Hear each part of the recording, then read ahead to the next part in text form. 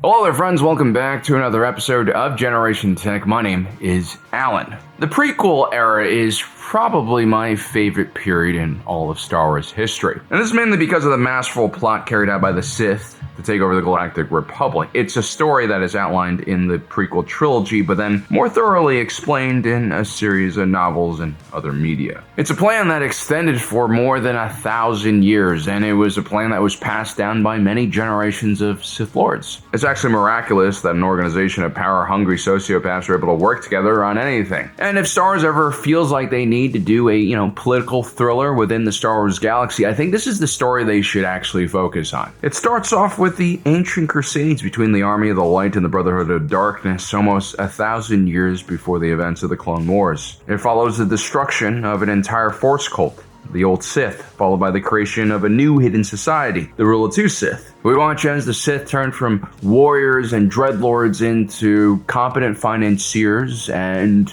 power brokers. We then watch generations of these new Dark Lords sink their hooks further and further into the Republic's very flesh, merging directly with it. The Sith become a part of the culture. They become a part of the economy. They become firmly embedded in the political patronage system and essentially take over everything. They make sure to avoid the spotlights and public positions. They hide in the shadows, protected by layers of secrecy so that no one can trace back the marionette strings that they are pulling. Living as a minority has done great things for the Sith. Surprisingly, when you are small in numbers and you're persecuted and oppressed by the majority, you tend to develop survival techniques that do make you quite impressive. As a result, we have great Sith Lords like Darth Tenebrous, who was known by his public-facing persona, Rufus Gnome, a legendary artisanal ship designer, or even the more important Darth Plagueis, whose public-facing persona, Hiko Damas, was one of the most trusted and important voices in finance. These Sith Lords were different because they weren't feared because of their cruel behavior or their lightsaber skills. Instead, they were respected because of their achievements in their own respective fields, a transformation the Jedi never saw coming. The Sith realized they could no longer play this game they were destined to lose. You cannot destroy a republic through open warfare. Free people, when threatened, unify, and there is nothing more terrifying than the collective will of billions who decide together that they will not submit. This is why I've always been kind of skeptical when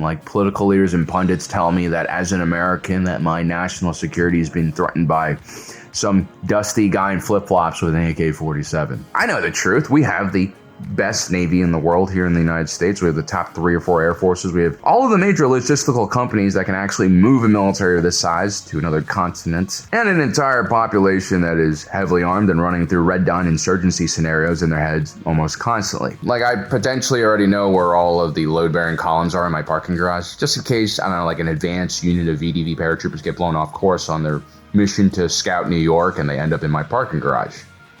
These are the things I think about. Anyway, let's get back on track. The Sith did all of this work. They infiltrated every part of Republic society. They created distrust and chaos against the institutions. They maneuvered the Jedi into voluntarily jumping into a meat grinder of a war. They even suppressed the more chaotic and volatile aspects of their own nature, which usually upended their own plans. But ultimately, when the most important moment happens and you have the final steps of the Sith grand plan getting executed, who do we have in charge? Well, it's Sheev Palpatine, who in hindsight is actually pretty dumb and inexperienced. And unlike previous Rule of Two Sith Lords, Palpatine was alone. When he rose to the Supreme Chancellor's position, he murdered his master that night, and gone with him went centuries of planning, wisdom, and knowledge that Palpatine could have used while executing the Sith Grand Plan. And if you can get away from the narrative that the prequels are trying to tell you, if you look at this situation more objectively, you'll start to realize that Sheev Palpatine, like many inheritors of great plans and visions, was completely in over his head. Yes, Sheev Palpatine was an excellent manipulator, very charismatic and able to hide his true nature. This was his true skill and ability, something that Darth Plagueis did not possess. But if we take a look at Sheev Palpatine's political policies, his economic strategy, it becomes abundantly clear that this person was not the architect of the Sith Grand Plan. There are clearly wiser individuals who came up with this idea. I don't even think Palpatine could be the architect to a Waffle House. This guy is just way too chaotic. Palpatine was just a populist, a political mastermind that fought for short-term gains and symbolic victories over his enemies. When it came to actually stabilizing the galactic economy and rebuilding the galaxy, the task that he was faced with at the end of the Clone Wars, he had zero interest and capabilities to do this. You see, the Sith took major shortcuts when they started the Clone Wars, and it all has to do with the makeup of both military forces. Instead of waiting for centuries for some kind of splinter faction to build the resources to actually challenge the Republic, the Sith just convinced a bunch of corporate entities to build their own military force and hopefully profit from a massive galaxy-wide conflict. This wasn't necessarily a huge problem because this was the first major financing connected to the galaxy, and there was still plenty of liquidity when the Trade Federation and Techno Union started borrowing money to build these factories. But things get worse because the Sith don't stop there. Instead of allowing the Republic to naturally grow military defense by, organizing local defense forces into a larger Republic defense coalition, Palpatine had a lone Jedi hand over a massive bag of credits to some secretive dolphin aliens on a hidden world who would clone an entire army of identical badass bounty hunters to fight for the people. Again, the first payment here is not a problem because I think most of this was financed by Higo Damas, who has, plenty of cash. But it's what happens afterwards that really creates a massive trap for not only the Republic, but also for Palpatine as well. Instead of allowing security needs to gradually ramp up along with spending for the military so budgets can actually keep up with this militarization, the Sith basically just financed everything because they wanted things to happen quickly. It was brilliant that the Sith used their understanding of capital markets to take over the galaxy, but then financing a war essentially with themselves, that's the head scratcher. If you are purchasing weapons and munitions and vehicles to both sides of a conflict, you are basically destroying your own wealth. The only time you really want to invest money into defense is when you know it will keep your people safe and prevent, further economic loss or instability of some kind. When you start a war with yourself, you're bent on basically one thing: that society will completely burn down and hopefully you can take control of what's left. And that's because when you fund a war against yourself, it's only reasonable to assume that one side of the conflict is going to lose and therefore be unable to pay back their loans. And to make matters even worse, because the intergalactic banking clan was the largest banking cartel in the galaxy, both the Republic and the Confederacy were borrowing from the same lender. First, you have the Separatists taking out all sorts of crazy loans and printing bonds to build up their military as the clone army gets closer and closer to the Outer Rim. And once the clone army is revealed, the Senate scrambles to somehow find money for a military force that just appears out of nowhere. To make matters even worse, each round of funding by either the Confederacy or the Republic further increases the cost of borrowing money because these banks, they know what's on their balance sheets. They understand better than anyone that they've just bet against themselves in this conflict, and so they start raising interest rates to cover potential losses they know will surely come. Meanwhile, in the actual banking system itself, all the serious and competent bankers are probably either offing themselves because they're complicit to this massive financial fraud and crime, or they're just trying to distance themselves as far as possible from this train wreck. Meanwhile, stepping up into their position, you have the dumb and oblivious, the overly ambitious sociopaths who are looking to somehow benefit from this chaos. And the crazy thing was, the more the Republic beat the Confederacy down on the battlefield, the riskier the loans looked to the Confederacy, which only increased the interest rate at which the Republic borrowed money. And the fact that no one called out the IGBC for this shows us how dangerous it is when you have so much consolidation in an important sector of the economy.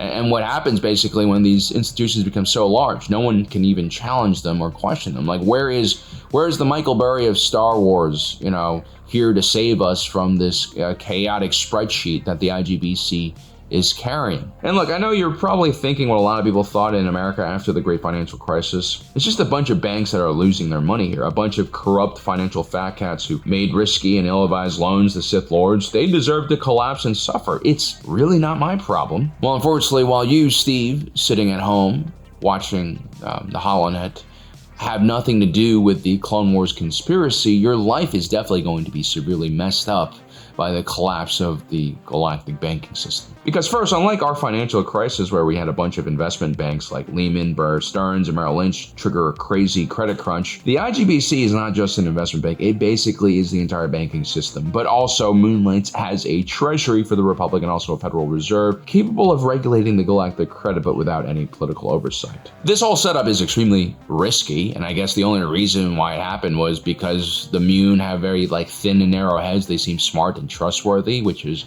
which is very chaotic. Basically, this means that the intergalactic banking clan is the largest banking system in the galaxy, and it is completely unregulated because it self-regulates. And this is, of course, how we got to this situation. They were a completely corrupt entity, and they were giving out loans, financing all sorts of projects that never should have been financed in the first place. And look, to the LGBC's credit, I think there's no Sand Moon who would actually greenlight such a risky maneuver, but the Moons were kind of cowards. And it seems like Palpatine had full control over the banking system and Sand Hill, by the time the Clone Wars started, either through proxies like Rush Clovis or basically, when he just nationalizes the IGBC at the end of the war. While Palpatine was politically very terrifying, I think his lack of experience in all matters related to economics and finance are shown very clearly in this moment where he doesn't really think about the end game to how he's funded this entire war.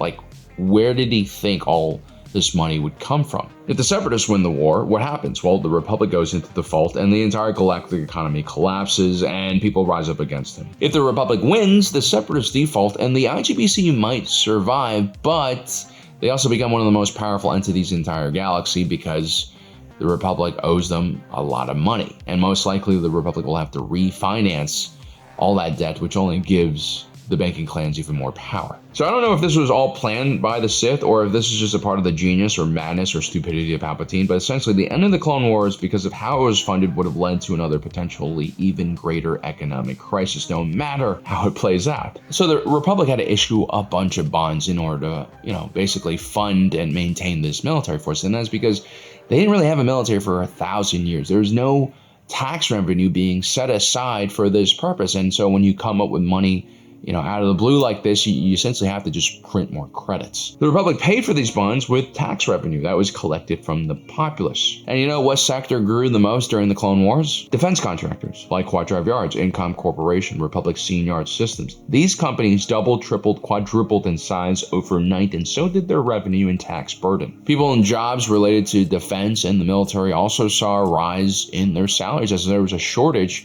for these positions, whether you're being hired to pilot a ship or to work in the logistical sector or to work in a factory. This is the wartime boom that every nation encounters in the early days of a conflict. It's when your economy transitions from peacetime to wartime. At the same time, we have rampant destruction of the Outer Rim, which leads to disruption in the supply chain, and in this case, because most of the war is concentrated in the peripherals, we're talking about an interruption to operations that service the beginning of the supply chain with raw materials and more basic components. This leads to a gradual economic slowdown and an interruption in a lot of different sectors, but you don't initially feel this because of all of the stimulus spending because of the war. But at one point the fighting does have to end or slow down a little bit. And once all that military spending dries up, well, you're left with a pretty hollowed out economy that is probably weaker than what you started the war with. Which is why some political leaders opt to continue the fighting, because in some cases the war itself has so fundamentally interrupted the regular economy that the wartime economy is the only thing left, or has become increasingly important to the survival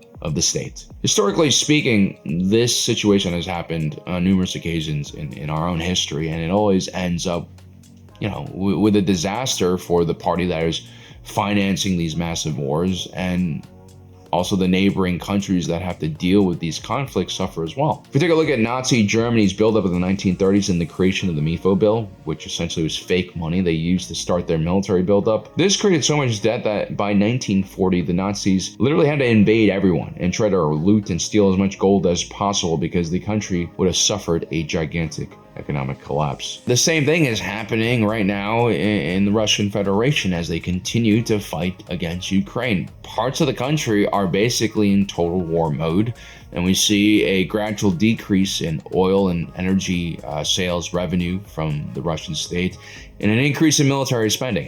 Since 2021, their military budget has gone up 100%. And so in 2025, Russia's employment stability increasingly depends on war production. And so many people have died and suffered that Putin's political legitimacy has become tied to external threats that he himself created. Military production is essentially the only expanding sector in the Russian economy, and it plays an important role in stabilizing, less economically developed areas of the country, which is basically everywhere aside from Moscow and St. Petersburg. It's actually sad when you realize what an opportunity Russia has squandered away. I mean, they were selling energy to one of the richest parts of the world. They were literally printing money daily. They could have built a ton of infrastructure. They could have developed eastwards, which is really the move that they should have done.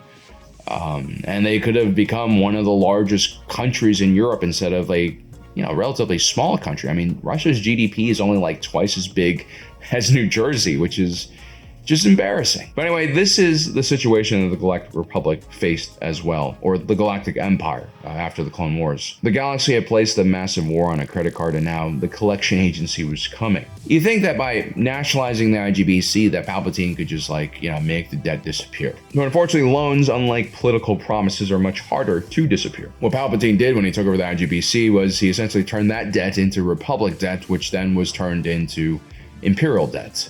It's still debt. Now, Palpatine, as usual, was focused on the short-term problems that this debt created. Simply put, the payments were too expensive for his bankrupt treasury. And so he did what every debtor does when faced with this kind of situation. He tried to refinance. Instead of paying back the loans in 50 years, why not push it back to 100 or 200 years? That means smaller payments today, but in the long run, more payments in total. But to even pay those loans, the Republic needs to expand its tax base and raise more revenue. And the easiest way for a central government to do that is to create more government jobs and contracts, which is exactly what Palpatine does with his military buildup. I mean, this is actually one of the more reasonable critiques against the Democrats since they've been in power in the last, decade or so. They've done really good on employment numbers. They've definitely increased the job numbers, but if you take a look at the actual payroll numbers, a lot of times it is public sector jobs. I mean, Washington, D.C. has grown tremendously since the Bush era. And while public sector jobs do create a lot of value for the people, it's private sector jobs that create wealth and help compound capital, which greatly benefits society and produces more tax revenue in the first place. You kind of need public sector and private sector growth in a balanced way for things to work smoothly. But if things become imbalanced, or in the Empire's case, where the public sector was actually destroying the private sector by employing so many people, what you end up with is a downward spiral of increased government spending and decreased tax revenue.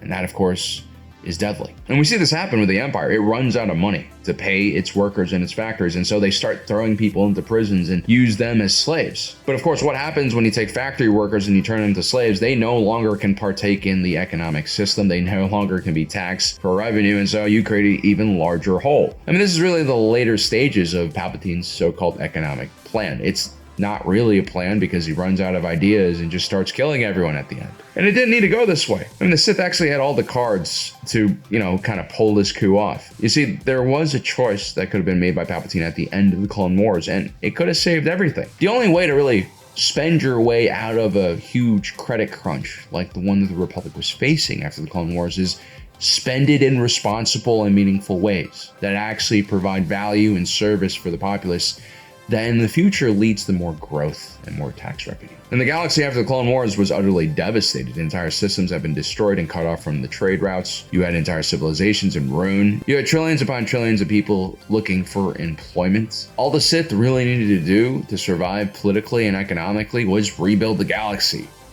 That's it. When the United States faced a similar collapse after the Great Depression, FDR unleashed a wave of productive, employment-driven government programs designed to rebuild the real economy. Was there a waste? Was there corruption and grift? Yes, of course. But there were bigger issues to worry about at the time. People were literally starving. Programs like the Works Progress Administration directly employed millions of Americans to build roads, bridges, schools, and hospital infrastructure that didn't just create jobs, but lowered future economic friction for decades. And to this day, a lot of those projects are still standing and providing service to your average American. The Civilian Conservation Corps put young unemployed men to work restoring forests, preventing floods, and stabilizing farmland, turning idle labor into long-term ecological and economic assets. Then there was the Tennessee Valley Authority, which didn't just spend money. It restructured an entire regional economy. It electrified rural areas, it controlled floods, improved agricultural yields, and turned one of the poorest regions in the country into a viable industrial base. Even massive projects like the Hoover Dam served dual purposes: immediate employment during the crisis and long-term power generation that fueled growth for generations. And so guys, the next time you see some story about some, developing nation suffering like 1,000 casualties because of a small flood, and like 100,000 people displaced, you have to ask yourself why that doesn't happen in the United States. And it is because we have selected to reinvest our hard-earned tax revenue into these kind of projects, into large civil projects, into industrial policy, into regulators, into all sorts of government agencies that are designed to bring value to the American people. This is the whole butter versus gun debate, because when you spend that money in defense and military buildup, if you aren't actually in an active war or defending your country from other nations, you might not see any return on investment in that money. It could just be a black hole. And so what the Empire really needed after the Clone Wars was the great works of Lina So, a High Republic era chancellor who dreamed big but unfortunately failed to execute. What they needed was a message of growth and stability, and I think that is what Darth Plagueis would have wanted Palpatine to do if he had still been alive. But Palpatine killed his master before he received his final lesson on leadership. And that lesson is, no matter how powerful you become, you'll always be beholden to the people and their desires. And what made Darth Plagueis so dangerous was that he led the Republic and the Jedi Order to think that they were winning, even as the Sith were on the verge of taking over. Palpatine ruined this illusion by embracing chaos and over-the-top evil policies as the Emperor. There was a sustainable way for him to keep control of the galaxy, and Luthen Rael was kind of talking about this, right? Like, just being slowly choked by tyranny and bureaucracy. But unfortunately, Palpatine never had the patience for such behavior. And so he engineered a trap and he fell into it head first. And that doomed him. Well, guys, I hope you enjoyed today's video. Don't forget to subscribe and hit that notification button down below so you don't miss out on the rest of our awesome content. As usual, my name is Alan, reminding you that my allegiance is to the Republic, to democracy. And I'll see you next time.